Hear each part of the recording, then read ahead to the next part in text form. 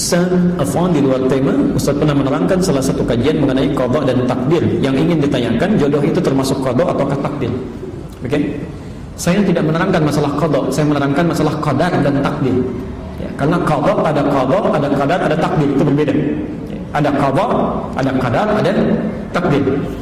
Yang saya maksudkan kemarin qadar. Qadar itu ketetapan yang telah diberikan oleh Allah sebelum kita terlahir ke muka bumi ini, ya, dan tidak bisa diintervensi, tidak akan berubah sampai kita wafat.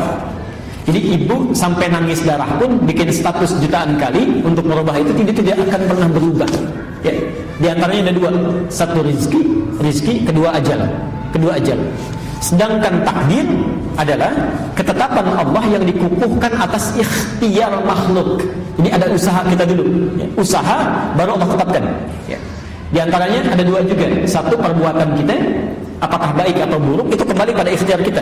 Misal adzan berkumandang Allahu Akbar, manusia bisa pilih mau ikut merespon suara adzan dengan sholat, itu kadar baiknya, ya silakan, takdir baiknya Allah tetapkan pahala. Ya, laha ma kasabat. Tapi kalau dia memilih yang buruk, dia hindari adzan, dia kerjakan yang lain misalnya, atau bahkan maksiat, wa 'alaiha maktasabat, Allah tetapkan.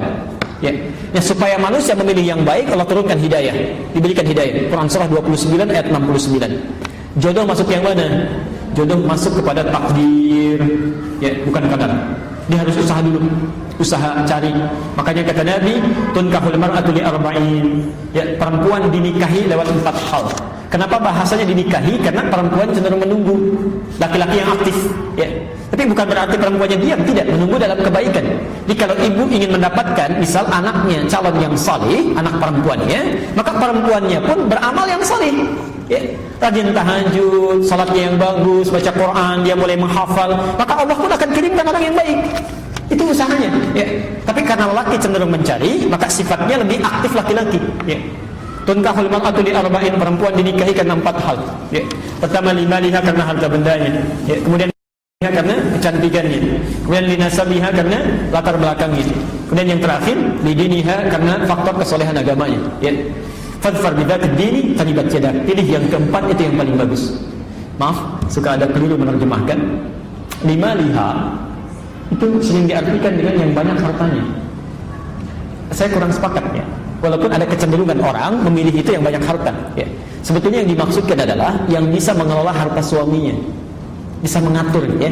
Jadi kalau suami punya pendapatan 5 juta calon suami, jangan cari calon istri yang zakat mualnya saja 10 juta. Enggak akan nyambung.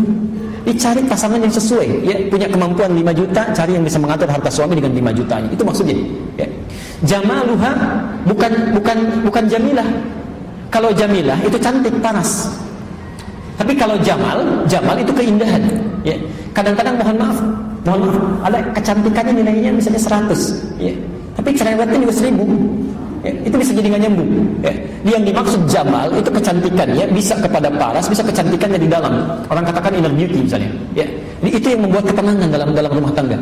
Saya beri contoh, misal istri Nabi Zainab dengan Khadijah, cantik mana? Sudah pernah lihat belum? Bagaimana bisa jawab itu? Oke. Itu seringkali diilustrasikan Zainab itu kalau dilihat mata tidak berkedip, ya, wajah tidak berpaling. Karena itu Nabi pernah dituduh, Nabi itu menikahi Zainab karena hasrat saja, ya. Tapi itu terbantahkan oleh fakta sejarah. Beliau tidak punya keturunan dari situ, ya. Dan yang paling menarik, ternyata dengan Khadijah itu yang disebut-sebut sampai dalam mimpinya. Khadijah, Masya Allah. Kenapa bisa disebut demikian? Jawabannya ada di Al-Bukhari nomor hadis yang keempat. Silahkan dicek itu. Silahkan dicek. Ada ibu bapak bisa bayangkan, Nabi saat sedang gelisahnya, takutnya lihat Khadijah saja itu hilang setengah kegelisahan. Dengar suara Khadijah bisa hilang seluruh kegelisahan, ya. Nanti lain waktu kita bahas apa yang dilakukan Khadijah, itu yang dipelajari. Makanya sering saya katakan, kenapa Nabi diizinkan menikahi lebih daripada 4 perempuan? Karena seluruh karakter perempuan di muka bumi ini terangkum pada istri-istrinya Rasulullah SAW. Silakan ibu pelajari, ibu akan temukan ternyata ibu mirip siapa nanti, bisa kelihatan di situ. Ya. Baik. Jadi saya kira ke situ, ya, jodoh itu bagian dari takdir, bukan qadar.